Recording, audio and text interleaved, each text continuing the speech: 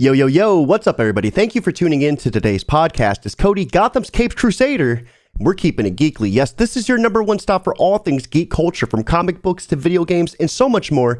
Man, oh man, am I excited, because not only do we have some heavy-hitting DC comics fresh out the oven, but we have some rather interesting news circulating around the geek world. So without further hesitation, let's go ahead and dive right in. And let's see what's buzzing. So first things first is, it looks like we have an update from the Battlefield 2042 developers, and it's looking rather grim. It looks like they are shifting the launch of the Battlefield 2042.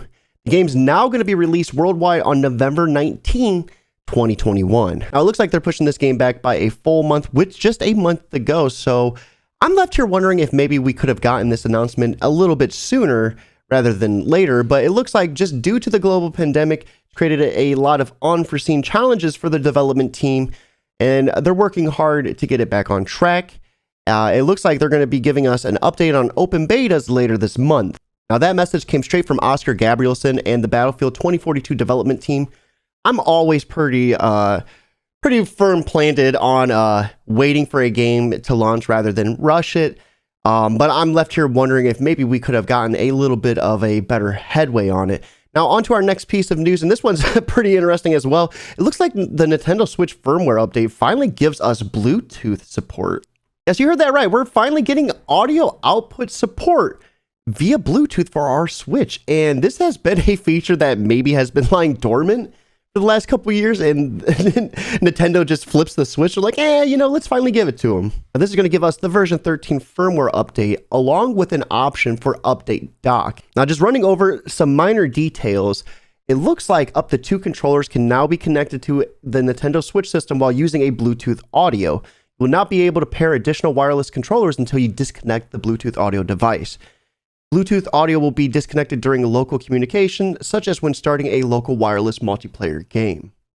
Now, you can only use one Bluetooth audio, but up to 10 can be saved in the system itself, and it looks like Bluetooth microphones cannot be used. Other notes for the firmware update, it looks like maintain internet connection in sleep mode was added under sleep mode in system settings, and the method to initiate calibrate control sticks in system settings was changed as well.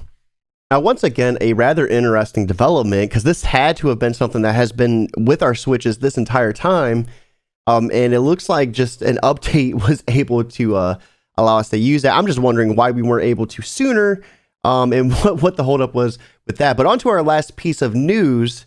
In this one, another interesting one. It looks like Anthony Mackie is joining the Twisted Metal series in a lead role. As reported by Deadline, Mackie will lead the latest video game adaptation from PlayStation Production. PlayStation's now planning to shop the series to potential buyers. Now, we have the Deadpool writers Rhett Reese and Paul Wernick behind this series, and it's being described as a high-octane action comedy. Deadline also reports that this series is going to follow a motor-mouth outsider who could earn a better life for himself, but only after delivering a mysterious package through a post-apocalyptic wasteland. Now, as someone who grew up with the Twisted Metal franchise, as it was dropping on the PlayStation, I'm rather excited to see what this TV series has in store for its audience and how Mackie will fulfill that role in the lead cast. Now, with that being said, this does wrap up This Week in Geek, but stay tuned, we got those fresh polls coming right out the oven. Now, with that being said, we're going to be starting off with Justice League issue 67, written by Brian Michael Bendis, with art being done by Phil Hester. We begin this issue with Demon Rose patching himself up after his recent encounter with Deathstroke, and he knows this had to be a fake, because if it was the real thing, he wouldn't be here standing. And that's when his cloud burner phone rings, and it's no one else besides Lois Lane.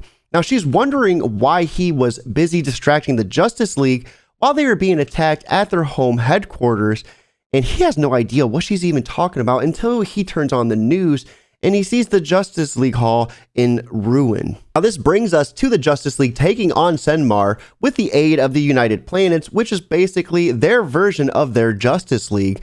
Amidst this battle, though, we see a lot of confusion on who is attacking who, and things are just starting to get chaotic. Now, during this battle, we see more fleshed out introductions to several key members, and this could be DC making room for some more new characters. Now, while this is happening, we find out that Senmar is growing more powerful as this battle continues. Every strike that is hitting him is causing him to get stronger and gain more strength. So with our heroes having little to no effect on this villain as it stands, what are they going to do to save the world from someone of this magnitude? Now, over the course of the last several issues, Justice League has definitely done a good job at keeping up the pace. And I'm telling you what, you definitely want to read this issue because the way it ends is going to blow your mind. Now, this brings us to our next issue of the week, which is going to be Batman the World Special Edition, issue number 1. This is going to have 14 different artists and writers within it, as well as 14 different stories. So keep it in mind, we're going to keep things rather brief, and fortunately, we only cover 3 of them today. So with that being said, let's go ahead and dive right in. Now, the first story within this issue is going to be from North America. It's going to be called Global City, written by Brian Azzarello, with art being done by Lee Bermejo. Now, we see Batman's story develop in typical fashion, and during this, we're seeing a monologue of his love for Gotham. We see his parents get struck down in crime alleyway, and it ranges through a bunch of various villains, such as the Penguin, Bane, Catwoman, Poison Ivy, and much more. Now, please forgive me for this next pronunciation. The next story is going to be Money from South Korea, written by Inpi Jin, with art being done by Yakwen Park and Youngjin Kim. Now, this begins with the murder and investigation of Dr. Min's brother, involving him and his wife, and then we are introduced to the Tiger, aka the Batman. And his suit reflects that. It has these awesome tiger markings on it, and it was just brutal looking. Now, this brings him to Jong-ro, Seoul, and things unfortunately don't go as planned. Now, this leads us to our last story within the issue, which is called A Better Tomorrow from Germany, written by Benjamin von Exartberg, with art being done by Thomas von Kuman. Now, we see the heads of A Better Tomorrow, which is Germany's most radical climate protection movement, get picked up by a bunch of thugs, and they're taken to the secret lair. Now, this is DC's first global collaboration within 14 different stories, and this was just scratching the surface with 3. Now, this is going to lead us to our last issue of the week, which is Titans Unlimited issue number 1, written by Kevin Scott, with art being done by Jose Luis. Now, this 7-issue series begins in San Francisco with a young man walking down the street, when all of a sudden he has this intense pain in his eyes, and this heat laser vision just starts melting everything around him. Now, the Teen Titans arrive on the scene almost instantly to save civilians from the falling debris and to try to contain Evan. We have Superboy, Starfire, Beast Boy, and Red Hood helping those caught in buildings while Donna Troy contains Evan's heat vision, but things are about to get a little bit more spicier. We have Raven teleporting behind Evan to try to soothe him, but that's when he appears to have abilities like Beast Boy's, and he turns into a gorilla and strikes her down. Things are appearing even more grim as Superboy appears to be losing his powers. Now, this was a rather insane read because Evan appears to have abilities from all the Teen Titans. And who is this guy? Where does he come from? And why is this happening?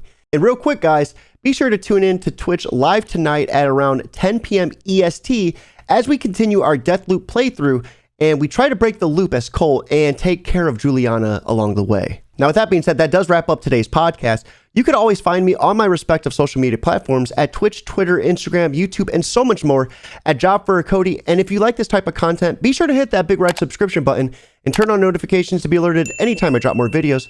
As always, guys, keep it geekly.